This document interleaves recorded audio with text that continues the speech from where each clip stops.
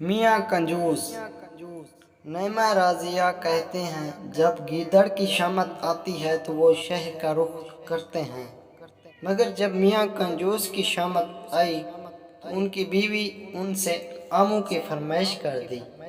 میاں کنجوس کا اصل نام حامد خان تھا، مگر محلے کا ہر چھوٹا بڑا کنجوسی کی وجہ سے ان کو میاں کنجوس کہتا تھا۔ خیر، میاں کنجوس نے فرمائش سن تو لی، پھر بہت ہمت کر کے اپنے صندوق میں سے کچھ پیسے نکالے اور بہت شان سے اپنی جیب میں رکھ کر بازار کا رخ کیا۔ سب سے پہلے ایک آم والے کے پاس پہنچے اور دام معلوم کیا تو پتہ چلا 150 روپے کلو۔ یہ سنتے ہی میاں کنجوس کانوں کو ہاتھ لگاتے ہوئے بولے، ارے بھائی اتنے مہنگے، کچھ تو کم کرو۔ یہ سن کر آم والے نے جواب دیا، اس سے سستے لینے ہیں تو آگے جاؤ۔ میاں کنجوس فوراً آگے ہو لیے۔ آگے چل کر دام دریافت کرنے پر معلوم ہوا کہ آم 150 روپے کلو ہی ہیں۔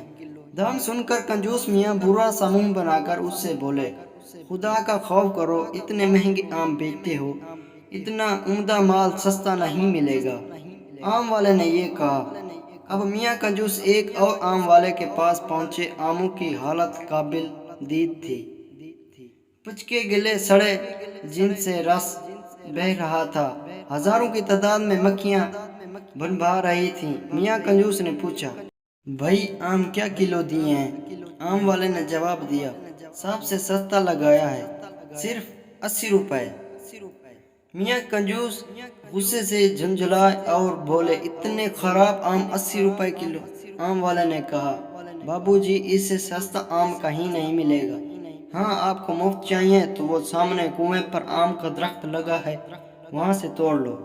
یہ سن کر میاں کنجوس بہت خوش ہوئے اور بھاگے بھاگے جا کر کنویں پر چڑھ گئے اور اچھل اچھل کر آم توڑنے لگے۔ اچانک ان کا پیر پھسل گیا اور میاں کنجوس کنویں میں جا گرے۔ وہ تو خیر ہوئی کہ کنواں خشک تھا، مگر میاں کنجوس گرتے ہی اٹھ کھڑے ہوئے اور کپڑے جھاڑ کر کنویں میں پڑے ہوئے آم اٹھا کر جھولی میں بھرنے لگے۔ مگر جب اوپر نظر اٹھائی تو بہت پریشان ہوئے کہ اب کنویں سے کس طرح نکلا جائے۔ یہ خیال آتے ہی میاں کنجوس لگے چیخنے چلانے۔ اسی وقت ادھر سے ایک گھوڑا گاڑی والا گزرا۔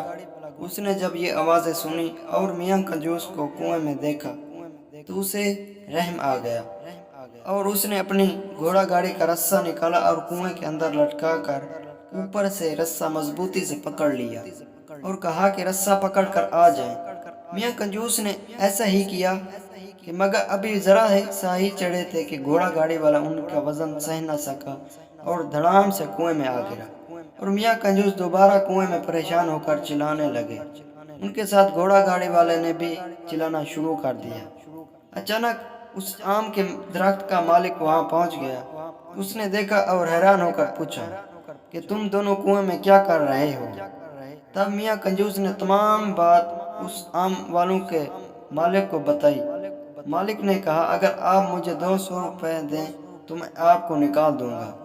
یہ سن کر میاں کنجوس نے چارونہ چار وعدہ کر لیا اور جب دونوں کو مالک نے باہر نکال دیا تو میاں کنجوس نے مجبوراً 200 کے نوٹ مالک کو دے دیے اور خالی ہاتھ گھر آ گئے۔